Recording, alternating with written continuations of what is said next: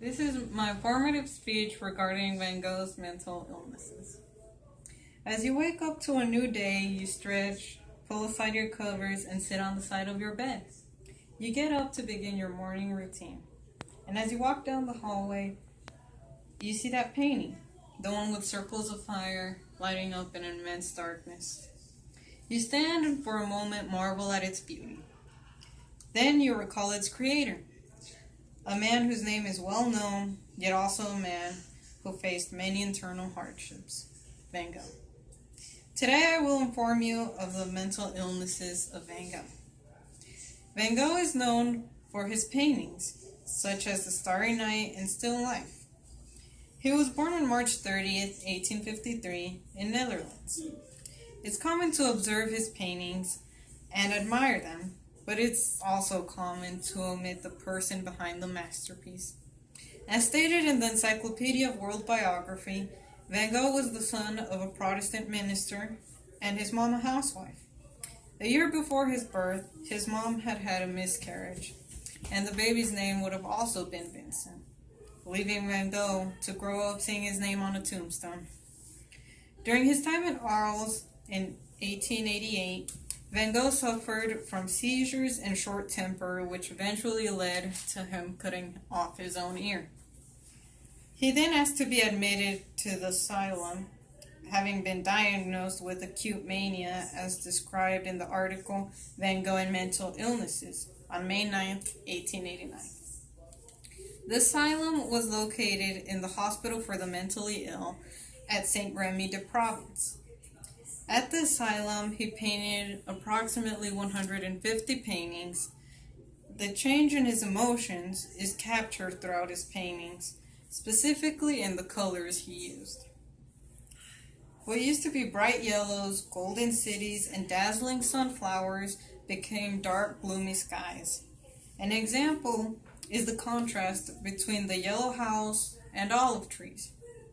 The paintings only have a year in separation, but you can clearly see the difference. In one, you see a bright sky with buildings covered in a shining yellow. Meanwhile, the other one is filled with navy blue and green. Not only that, the figures seem to be distorted. It is said in the Encyclopedia of World Biography that he was particularly attracted to objects which seemed to be under stress. He took on this preference once he had been admitted to the asylum. It is widely known that it was here where he painted The Starry Night.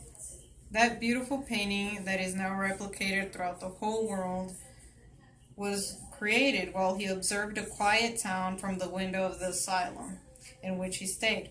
Unfortunately, the attacks became frequent. These attacks mainly consisted of confusion and unconsciousness, where he was unable to paint, draw, or even write. It is also noted from the diagnosis from the asylum that he suffered from hallucinations, nightmares, and he had also had stomach problems.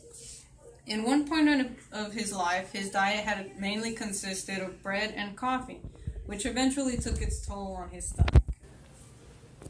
Aside from the nightmares and hallucinations, Van Gogh was also diagnosed with having frequent episodes of depression, paralyzing anxiety, and bipolar disorder, as stated in the article Van Gogh and Mental Illness by Maria Popova. In that same article, she says, Van Gogh ultimately sees his psychological struggles not as something to negate, but as his artistic truth. He believed his creativity had come with a burden, and was a burden which he had to carry throughout his whole life, for as long as he had to. Towards his later years, he moved to Avers, Paris on May 21st, 1890. There he painted the Church of Avers and Cornfield with Crows. In the painting Cornfield with Crows, you can see the various swirls and strokes of his paintbrush. The distress in the painting is clearly observable. The sky has a dark tint to it, and it appears the crows are flying towards the observer. On July 27, 1890, he eventually committed suicide by shooting himself on a lonely cornfield.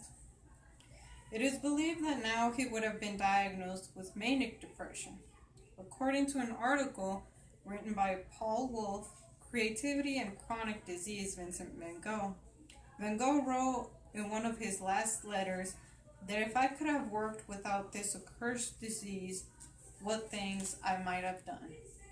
As we come to a conclusion, I'd like you as the audience to imagine your favorite Van Gogh painting.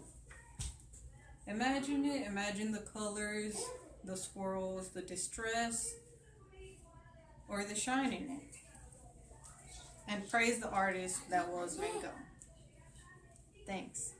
Go, go, go. I'm out. And this is my audience. Hi. Stephanie, Elsa, Jackie, Rachel, and Abel.